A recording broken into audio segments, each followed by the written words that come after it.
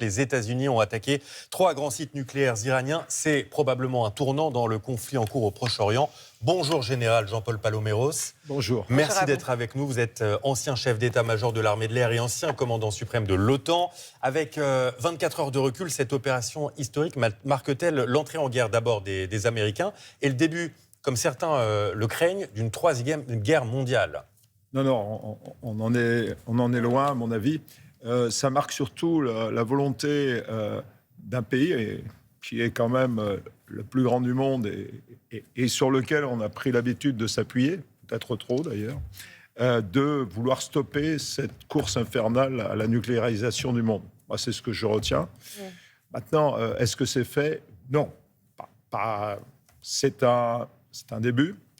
Les Iraniens se sont préparés à ces éventualités. Ils se sont enterrés, vous le savez, très profondément. On parle même d'un autre site, oui. Pour l'instant, n'a pas encore été dévoilé. Donc, soyons prudents. Il va falloir du temps pour évaluer les effets de ces frappes. C'était une opération magnifique. Enfin, oui. Là, c'est l'aviateur qui parle. Une coordination des avions qui décollent des États-Unis, des Tomahawks qui sont lancés par des sous-marins. Avec le travail préparatoire d'Israël bien sûr, en amont. Alors, c'est coordonné. Mais ça n'indique pas, pour répondre à votre question, que les États-Unis rentrent en guerre. Ils ont décidé d'une opération, une large opération. Ils vont évaluer les résultats.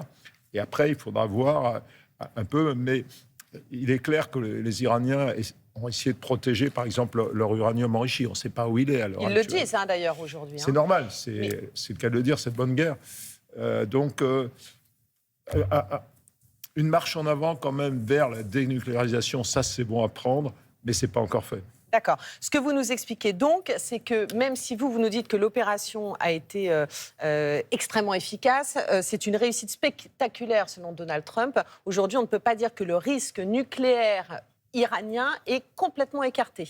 Donc on envisage quoi? D'autres frappes peut-être encore ou d'autres opérations des États-Unis et d'Israël? Là, on rentre dans une phase qui est critique dans toute opération, et en particulier les opérations aériennes, c'est l'évaluation des dommages subis. Or là, c'est difficile. On commence à voir les experts s'exprimer sur la taille des trous, sur leur endroit, sur leur emplacement. C'est quand même assez complexe parce qu'on ne sait pas ce qui se passe en dessous par définition. Est-ce que vraiment les centrifugeuses ont été touchées? J'en suis pas sûr. Elles sont profondément enfouies. Donc, mais il faut voir le problème sous un angle un peu plus systémique.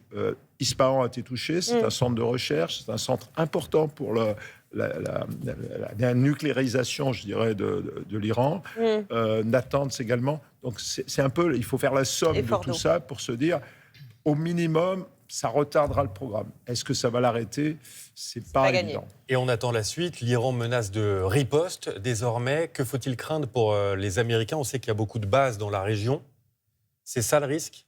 Le risque pour l'Iran, c'est que s'il frappe trop fort et d'une manière trop ciblée les Américains, là, pour le coup, ils risquent d'entraîner une réaction en chaîne.